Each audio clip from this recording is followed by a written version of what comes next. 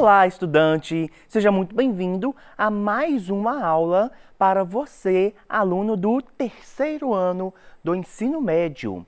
Para você que não me conhece, eu sou o professor Magno Andrade, professor de língua portuguesa, e hoje nós falaremos aqui sobre a interpretação de textos. Eu vou trazer para vocês um aspecto muito específico da interpretação de textos. Na verdade, são gêneros textuais que a gente precisa de aprender a ler e a interpretar, porque são gêneros textuais muito comuns nas provas, principalmente no Exame Nacional do Ensino Médio, tá bom?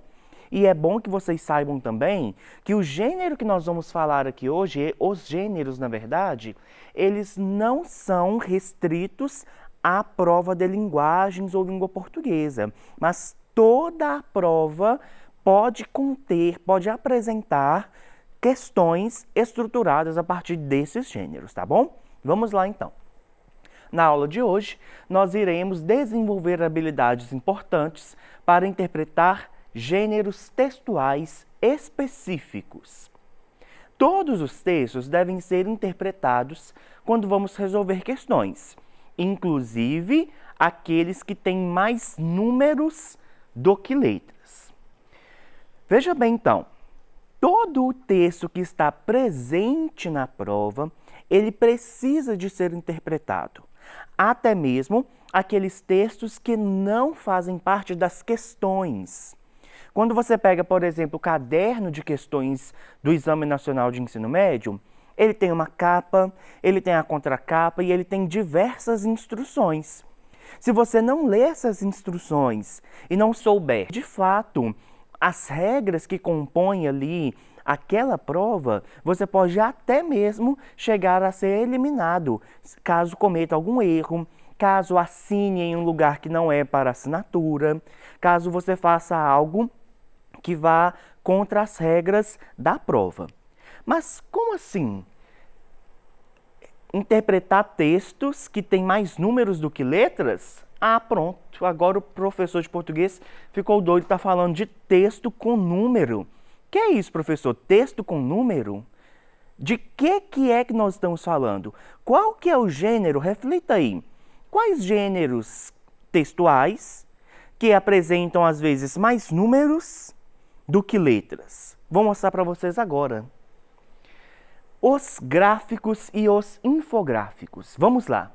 Os gráficos são representações de dados por meio de recursos visuais, com o objetivo de destacar informações para que fique mais fácil a sua compreensão.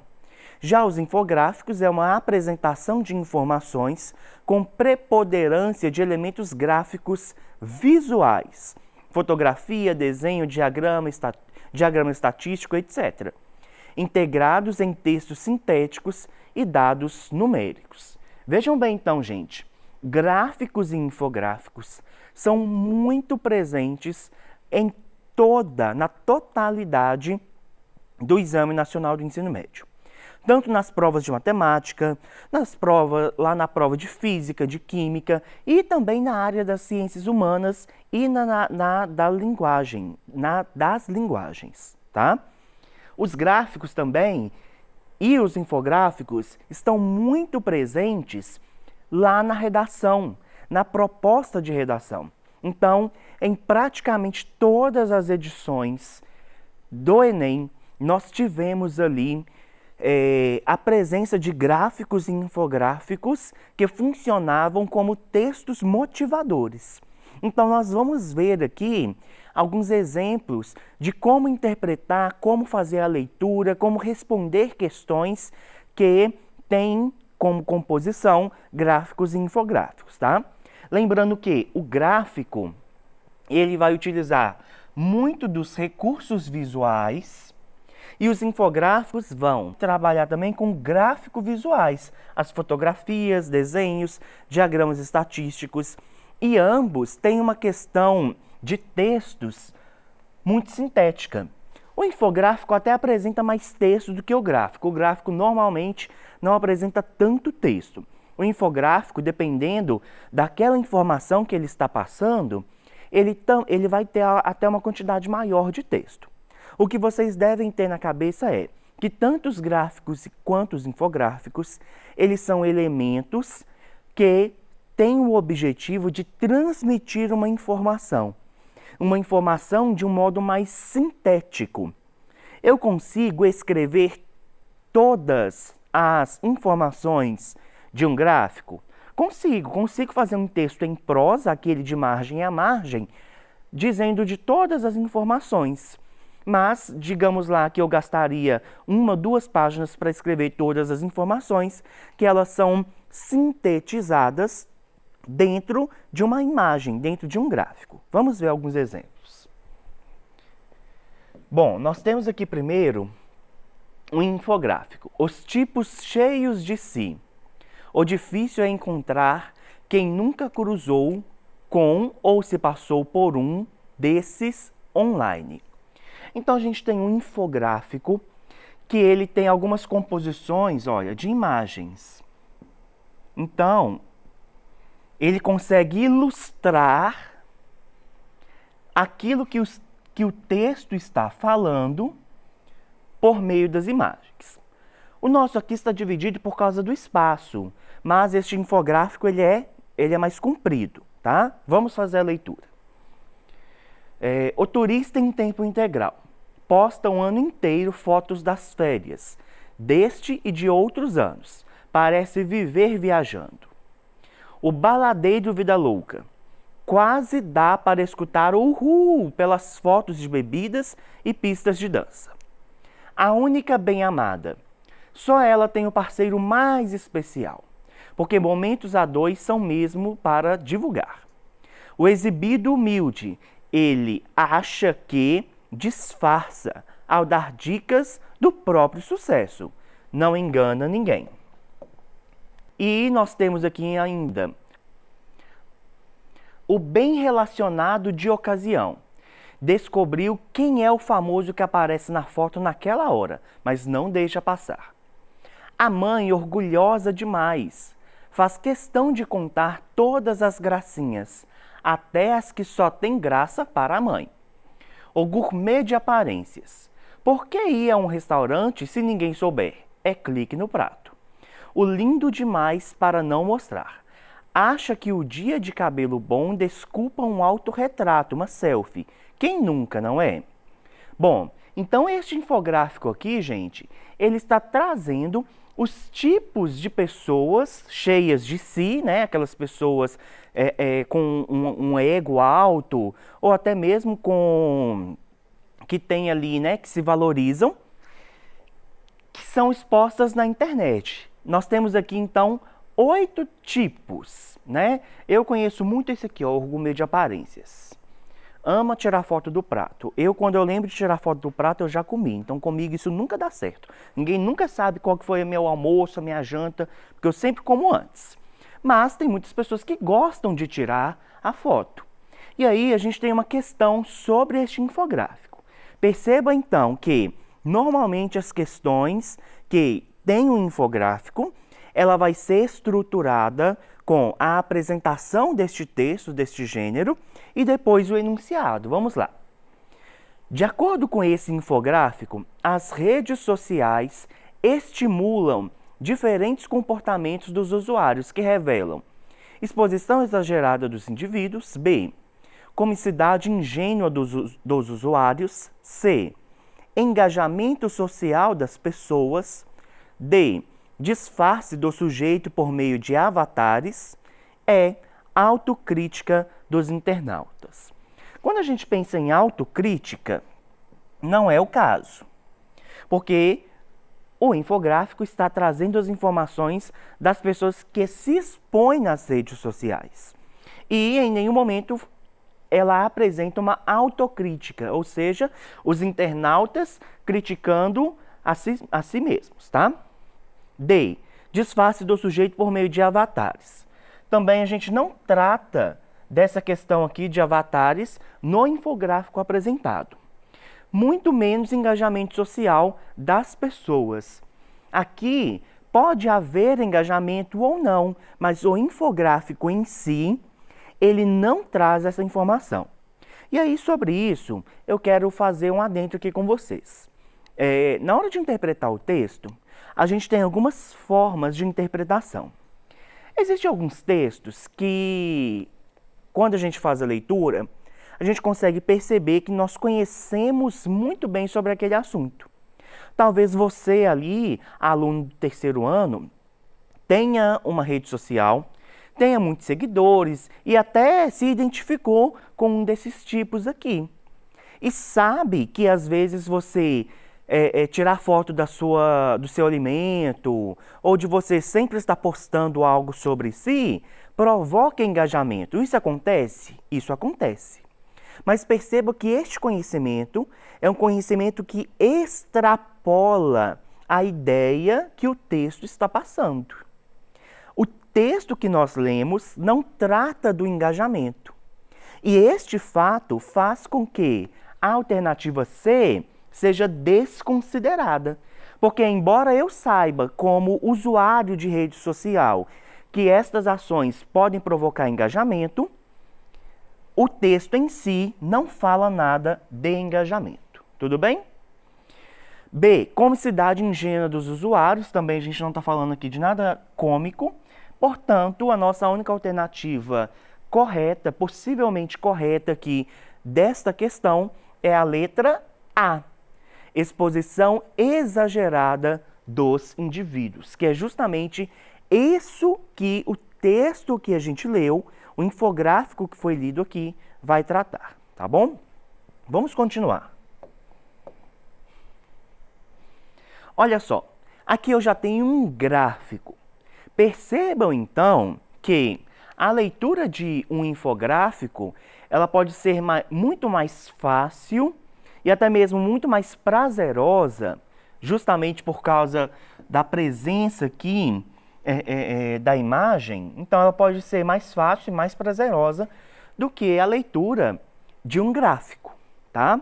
Vamos fazer essa leitura juntos.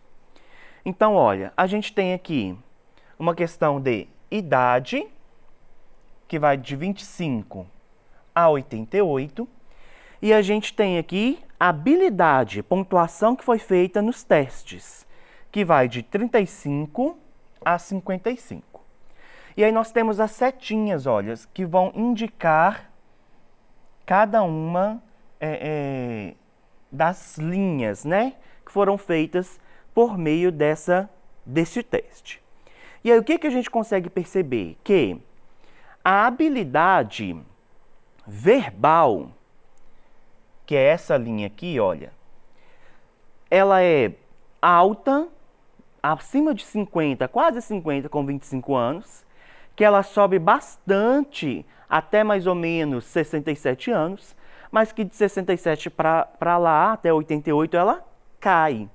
A capacidade de resolver problemas também começa aqui, olha, entre 45 e 50, durante mais ou menos até os 32 anos, cresce, mas quando chega aos 60, ela cai.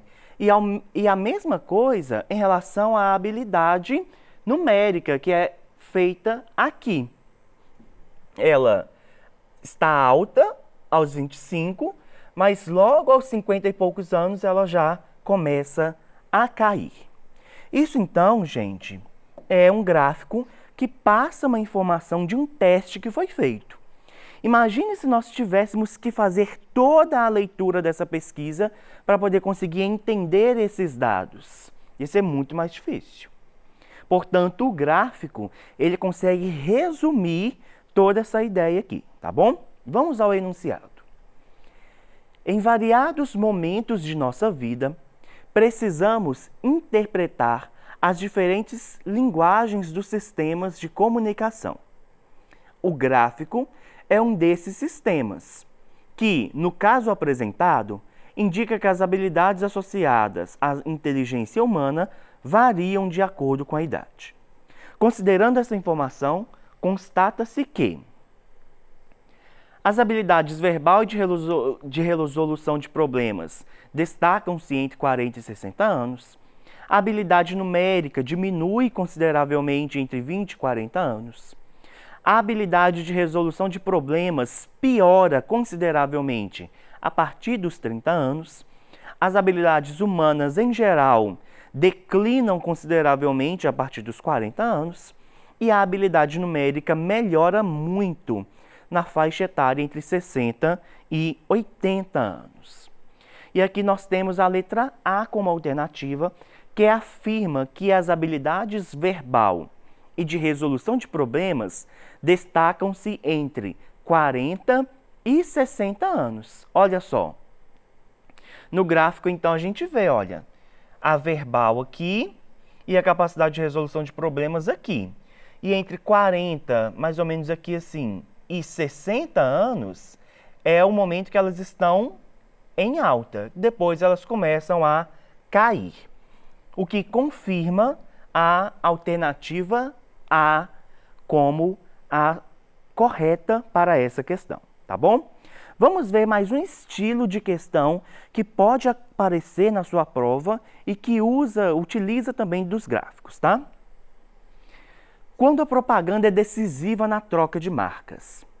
Todo supermercadista sabe que quando um produto está na mídia, a procura pelos consumidores aumenta.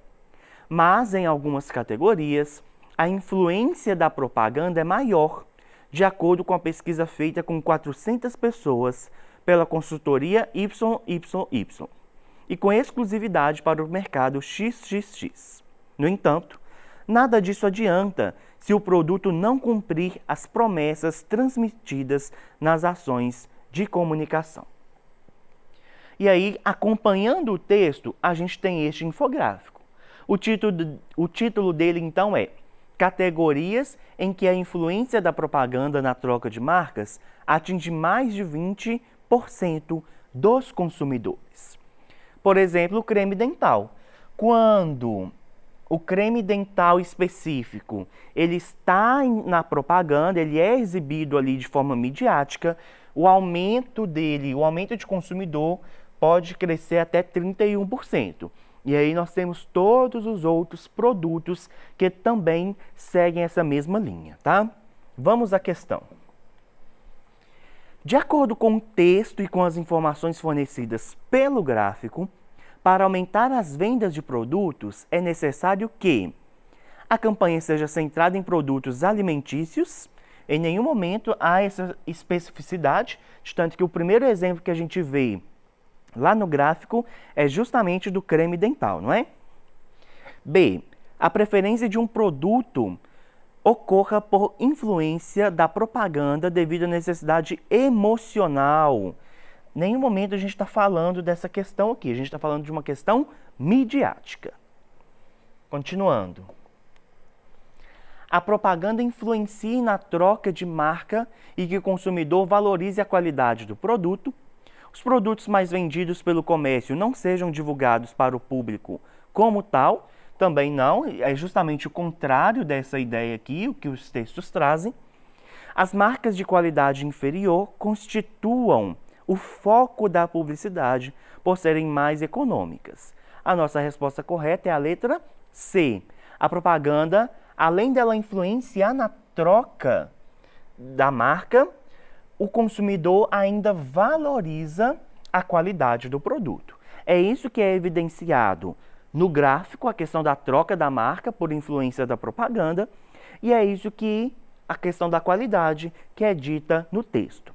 Portanto, textos, na verdade, questões que têm um texto e um gráfico sobre o mesmo assunto para que a gente faça comparações, é muito comum nas provas, principalmente em questões, nas provas como do Exame Nacional do Ensino Médio, tá bom? Na aula de hoje, então, nós desenvolvemos habilidades importantes para interpretar gráficos e infográficos. Essas são as referências que eu utilizei. Muito obrigado pela sua participação, pela sua companhia. E eu te espero para o nosso próximo encontro. Até mais!